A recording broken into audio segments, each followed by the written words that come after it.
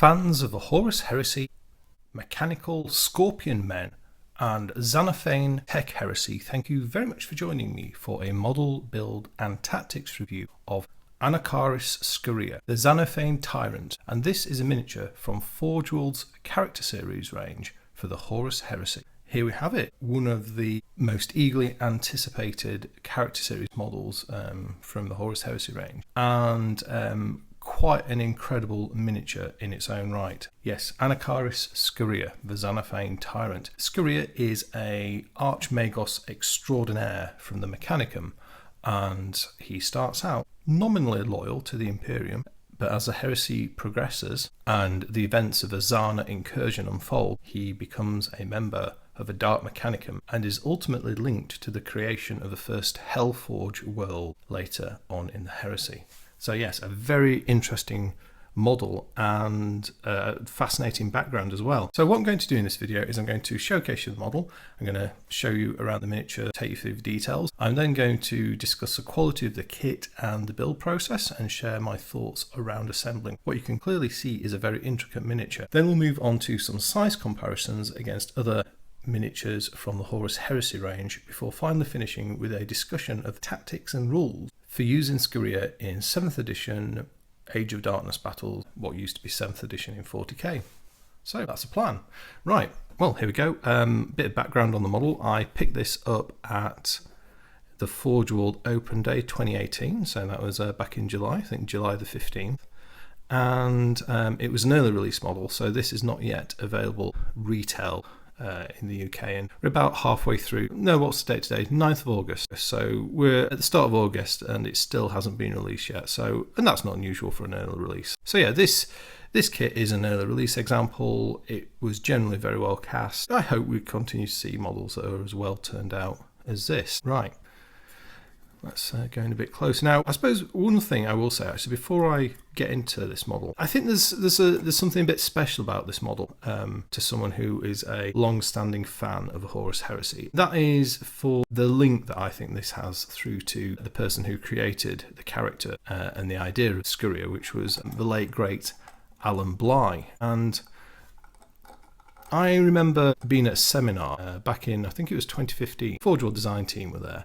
And so was Alan Bligh, and he was talking, we've been talking about Book 5, Tempest. Towards the end of the seminar, a bit of discussion was had around Book 6, Retribution. I remember that just in the very closing part of that seminar, Alan Bligh said, and don't forget as well in Book 6, you'll also get Anacharis Scoria. And there was a kind of like a little cheeky gleam in his eye.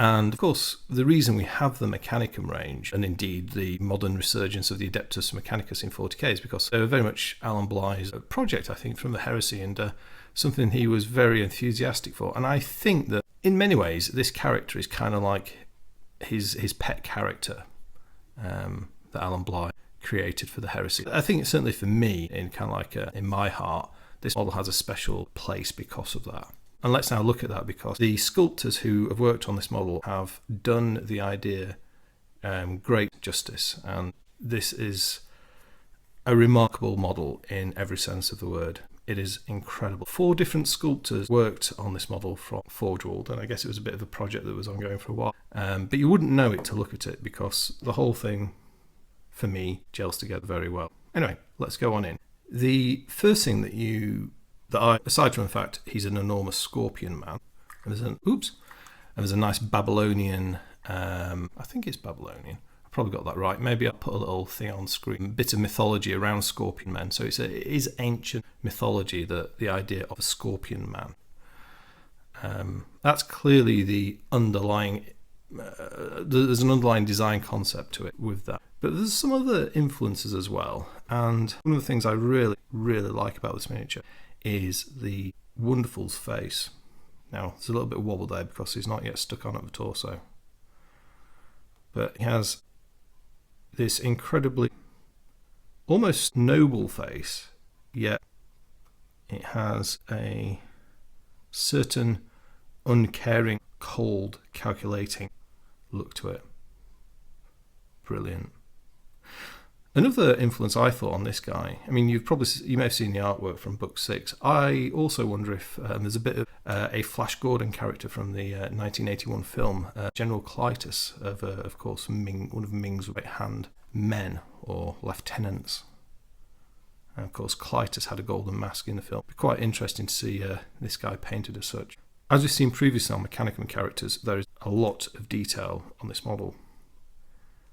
Servo Arms, here we've got little servos there, all sorts of probes, injectors and drills, some scanning device perhaps, or who knows what, some peculiar device on the remains of his arm. You can see the distorted fingers there. One of his most human parts is what's left of this, forearm and hand. And this is carrying his signature weapon, the Vodiane Scepter. And the Vodiane Scepter is, it's a very useful piece of kit, but it's an interesting look to it as well. I would say there's more than a passing resemblance to some, perhaps Necron technology. And we all know that Scoria was someone who wanted to dabble in the dark tech. Looking on his back, we've got the Xana symbol, and he's got this sort of beetle-like cowl common to large Magos figures from Forge World. It's a very big model, as you can see. This is mounted on a 100mm base, if I remember rightly. So it's a big piece, and it's got this huge plinth. But I suppose when you compare it to some of the Primarchs, the actual base size isn't too overdone, because Scoria fills the space very nicely. Right, let's move and just look at the actual Scorpion body. So at this point, let's take Scoria's torso away. And as we do, we can admire the skeletal spinal design, what's left of his lower body. And not to be outdone, he has the classic robes of an adept of the Mechanicum. Okay, so the Scorpion body, well, this thing is absolutely packed with detail. We have these two first, which are, I believe this is supposed to be his machinator array, if I remember rightly from, it has both a servo arm and a machinator array, which is a unique thing, I think, for the Mechanicum. There are a series of little grabbing hands, manipulator claws, not hands, and then flamer and melter pistol arrays there. We have 8 legs running down each side. As you probably gathered, I've not yet stuck this model finally to the base, and I did that for review purposes, so it may move around a bit, so please do excuse that. Fairly small body, a little reactor, fairly big reactor nodule. And then as we come around to the rear of his Scorpion body, which is actually called the Xanathite Abeyant, which is an Abeyant but turned up some, we have these two sub-skulls, shall we say, or subtails, with a Xenos skull, and each one conceals an archaeotech pistol. So they're beautiful. I love the design on these. I think they're great.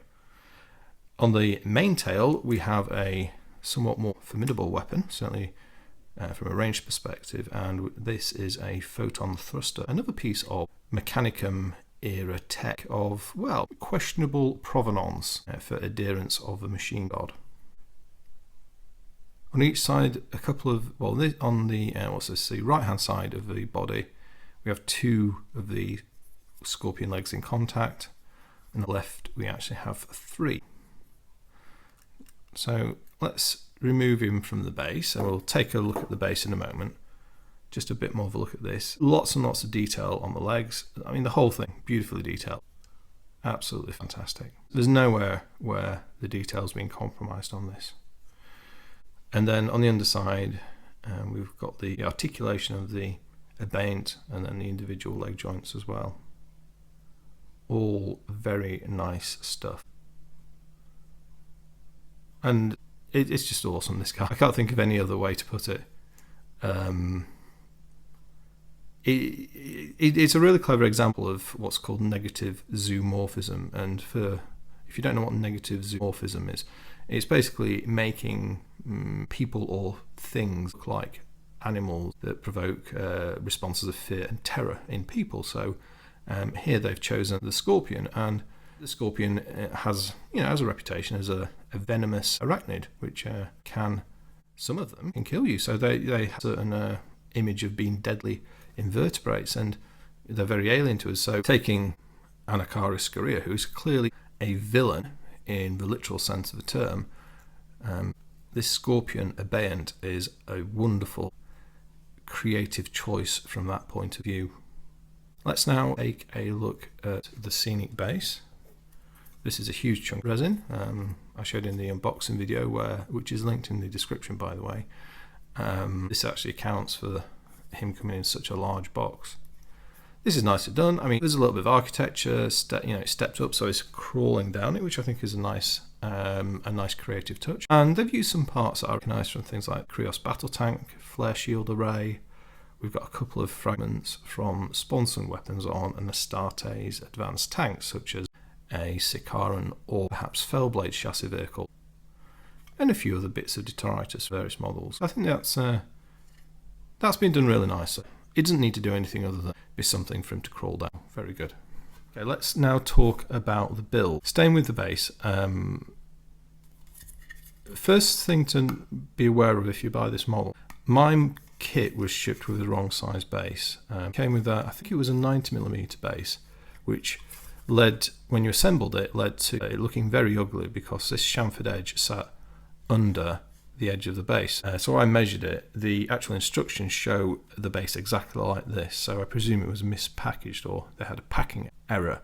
I've heard from at least 4 other people who've had the same experience. It's clearly designed to go on a 100mm base, so if you do get one on a 90, get in touch with Games Workshop, Forge World, and I'm sure they'll send you a replacement. Very good. I had this the next day. Absolutely fantastic service, so I really do appreciate that from Forge World. Thank you. Let's talk about the kit quality. In general, the kit quality was pretty good. I've had better brand new models from Forge. Well, to be honest, I bought a copy of Corpheron and Erebus, which is an old kit, a couple of months back, and it was absolutely perfect. So it's not just the age, but in general, this was good. There were a couple of areas where there was more cleanup than I would have liked. So, and you'll have to go back to my unboxing videos. There's a very ugly mold slip that ran down this that required a lot of work to remove. Still see the fins are slightly distorted. I think ultimately it's okay. And then the legs on the Abeyant, they were really quite fiddly to clean up. There's a lot of cleanup work because when I build my models, I take all the mold lines away, get everything cleaned up, lined up, so it looks like the original sculptor intended it to be. But there's quite a lot of cleanup on those legs, which did take a long time. Aside from that, actually it was well turned out.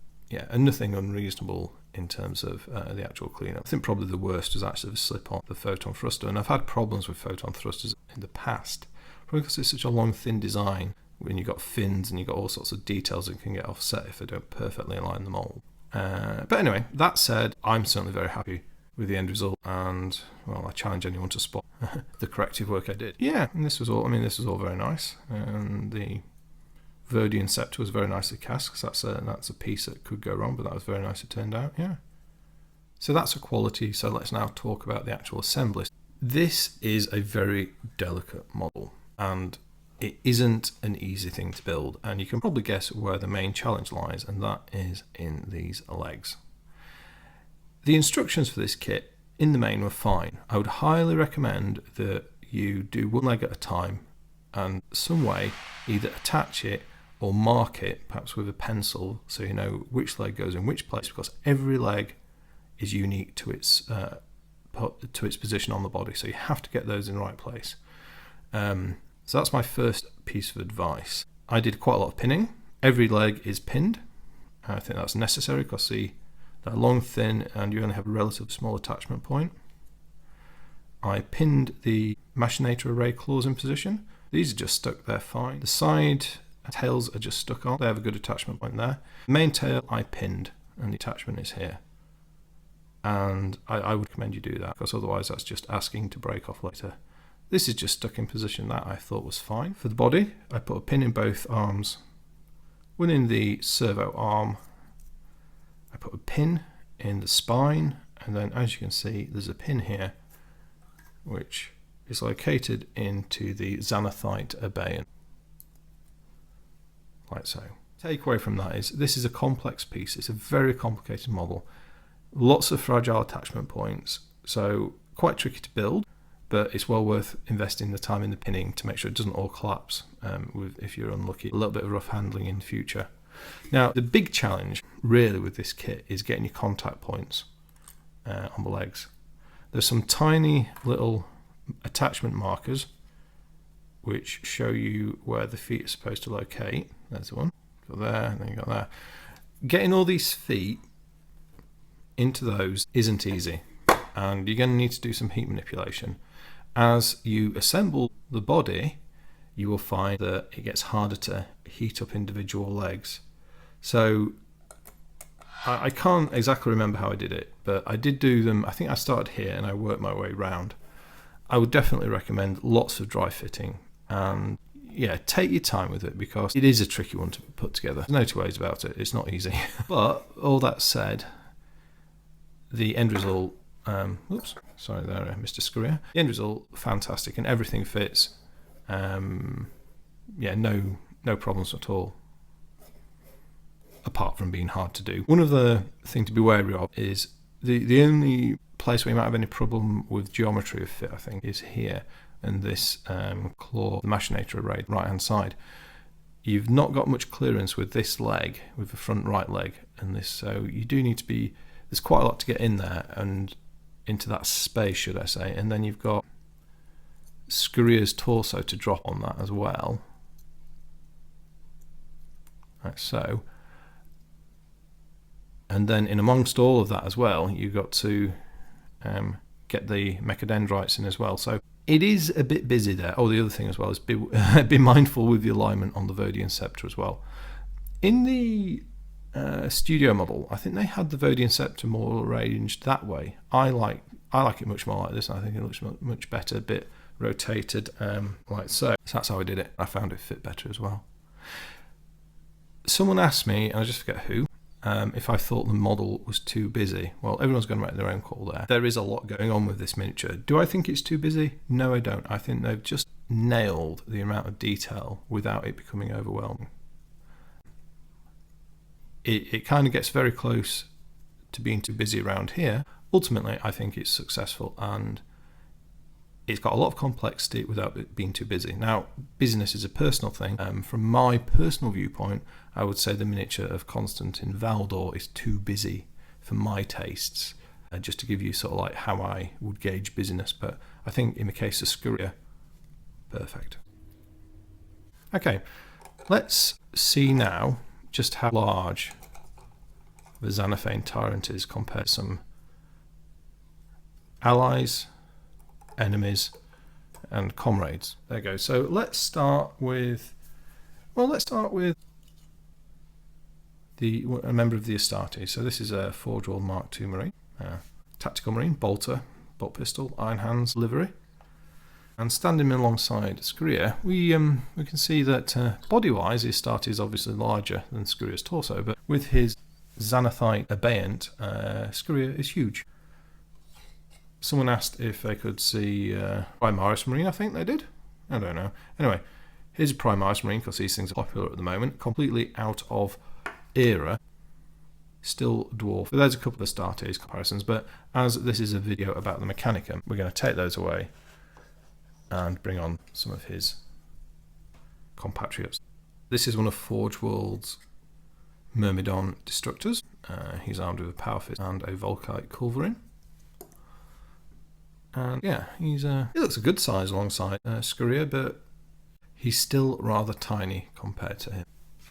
Really though, if you're playing Scoria, you are playing battle automata. So let's put him alongside a couple of automata. So here we have a Vorax class battle automata, a couple of rotor cannons, and a radiation cleanser. And of course, Scoria can join units of automata, as we'll find out soon, and he makes the Vorax look quite small. Now, can we get the next comparison on? Here we have our stock favourite for the Mechanicum, the Castellax Battle Automata. And yeah, that's a good size alongside Scoria. Let's put them on this side actually, a little better. Yeah, good size. And you can imagine Scoria surrounded by a bunch of those guys would be quite neat. or his special ones, which I haven't got models for yet, the Arl attacks are probably Castellax sized. And do we have another comparison for the Mechanicum? Well, we do actually, and this is a miniature I've not yet reviewed on the channel. And this is the Archmagos model. In my case, this is from the Archmagos Dracovac kit. I wanted this to be more of a loyalist Archmagos, so I did him with hooded cowl as opposed to Dracovac's skull, sort of skull head. And of course, he has this awesome abeyant, which is a fantastically detailed model. Absolutely stunning and wacky. The Battle Pulpit, as I like to call it. Vox Bellicosa. Machina Omnia Ordere. Machina Omnia Vindre, or Vidre. I'm not very good on my Latin pronunciation, but if we bob him in his abeyant, if you're thinking of a big HQ for your Mechanicum force, well, there's the two. So Scoria, obviously in width, considerably exceeds this guy. So he's on a 60mm base, but height-wise, there's not a lot in it between the two. Price-wise, well, Scoria is £80. This guy, I think, is 65 at the moment. So yeah, a bit more expensive, isn't he? But you can make that call. Obviously, this guy's quite non-generic. He can be all sorts of characters, whereas Scoria is very specific. Although, nonetheless, the possibilities for conversion are there. Okay, let's just go a little bit back to the Astartes and see if they've got something better than just a couple of Marines for size comparisons. I've got two things here. Firstly, we've got something big in the form of a Leviathan Siege Dreadnought. And I picked the Leviathan because I think it's actually quite a good size comparator to Scoria. It's huge, and so is he. Also, let's think about Marine characters who have the Primarch Alfarius, the Hydra Aleph Null, and if we stand him alongside the Xanaphane Tyrant, he still looks huge. I don't think there is a character model as big as Scoria in the range. So there's some size comparisons, some discussion about the build kit quality, which now brings us on to thinking about using Scoria in games of the Age of Darkness and what his rules are like and how you might tactically use it. The source of my rules here is predominantly Book 6 Retribution, but I'm also drawing information in from the Age of Darkness errata 1.0, which was published recently by Forgeworld, and that's specifically around his weapon, the Vodiane Scepter. So, rules for Scoria. He is a HQ choice, and he costs 275 points. That doesn't include the Xanaphite Abeyant, which costs an additional 40 points, which I think if they ever errata this, they may take the option away and it will become an all-in-one purchase. So then you're looking at 315 points for Scoria. So he's cheaper than the cheapest of the Primarch. I'd say he's definitely kind of like getting into Primarch League in terms of his cost. He's a unique infantry character, and he has the following war gear: the Vodiane Scepter, 2 Archaeotech pistols, Cortex controller, a Machina Protectiva, a Machinator Array, and a Cyber Familiar. He has the following profile: weapon skill, ballistic skill, strength and toughness are all 5. He has 4 wounds, his initiative is 5, he has 3 attacks, leadership 10, and a saving throw of 2+. He has the following special rules, and he has a lot of special rules: Adamantium Will, Eternal Warrior, very important. This is one of only 2 characters in the Mechanicum who have Eternal Warrior. He's the only Dark Mechanicum option who has it. Then the Loyalists, of course, have Caleb Decima Invictus, who also has Eternal Warrior. So yeah, a rare trait for the Mechanicum in the Heresy. Stubborn, Battlesmith, Cyberthurgy, Patris Cybernetica, Feel No Pain 5+, Independent Character, Relentless, The Rite of the Beast, the Homunculex, and Warlord. And if Scoria is the Army's Warlord, he has to have what's called the Forbidden Protocol as his Warlord trait rather than rolling randomly, so you don't get an option there. And as I said before, he has the single option of the Xanaphane Abeyant at 40 points. Right, so there is a lot to digest. So before we get into his unique rules, let's just think a little bit about what those special rules mean. Now, you're going to take him with the Xanaphite Abeyant. That's a given. That puts him on toughness 6, which makes his Feel No Pain very powerful. He's always going to be getting a 5+ negation on his wounds. He's got an arm save of 2+, an invulnerable save of 3+. he is rock hard. He's absolutely nails. He's as tough as a Primarch, isn't he? Let's be honest. I mean, he has Feel No Pain, 5+. A Primarch has It Will Not Die. In terms of overall protection, timing's different, but probably the overall resilience is the same. Now, he's only got 5 wounds, so a little bit less than your average Primarch, apart from Lorgar and Agron, who are also on 5. But the combination of independent character Patris Cybernetica and, more than anything, Eternal Warrior make him a very potent adversary. Yeah, there's no way you can insta-kill him. It just won't be happening. Alright, let's talk about special rules. He has Patris Cybernetica. He can join a unit of monstrous creatures, so you can have him alongside Arlatex, Castellax, or Domitars, whatever you fancy. The Rite of the Beast is a special cybertheurgy power. It has a -2 modifier. If you're successful, it affects an entire unit of automata, so that's powerful. Only the Mechanicum Relic has previously been able to do that, so that's a useful capability, and it basically makes the Cybernetica go nuts. While under the influence power, any models in the unit can reroll fail to hits in assault and add +1 to their initiative, move, and charge distance. You think about that, that's really powerful. Couple that with a Rite of War of Legio Cybernetica, and you've got Castellax on initiative 5, and your Vorax are on initiative 6. That's deadly. There is a downside to this. At the end of the phase when you have been using this power, you roll a dice. On a 1, the automata suffers a wound with no negation possible. Let's talk about his Warlord trait, Forbidden Protocols. So this again is very much key towards Legio Cybernetica and his robots. What it means is all Cybernetica Cortex equipped models in the same detachment have the following special rules. They can make sweep advance and run moves contrary to normal rules, and if a unit is outside of Cortex controller range, they have to make charges and sweeping advances if they can do so, except to our Paragon of Metal special units. The Xanathite Abayan, I think, is a fairly standard Abayan. Oh, but actually, now he is tougher than a Primarch, because the Xanathite Abayan adds It Will Not Die. So you now got Feel No Pain of 5+, and It Will Not Die. With his saves, he is tougher than a Primarch. There's no Primarch that can match that. And that also adds his Photon Thruster and takes him up to attack 4. So 4 attacks isn't that quick, but don't forget, he has his Machinator array and a Servo Arms, so he's getting additional attacks off those as well. Oh yes, we need to talk about the Vodiane Scepter. So the Vodiane Scepter, the rules got changed from book 6. And basically, the potency against living targets has been reduced somewhat, balanced by the ability to do more damage to armor value targets. A Vodiane Scepter, it's a melee weapon. It has strength +2, so it's strength 7, AP 2, and melee, two-handed, armor bane, entropic destroyer. The entropic destroyer special rule works as follows. Whenever the weapon causes an unsaved wound or hull point, it inflicts D3 additional wounds, or in the case of a target with an armor value, an additional hull point on the same model. Invulnerable saves may be taken against those wounds or hull points, but may not be replenished or ignored by any means, including Feel No Pain,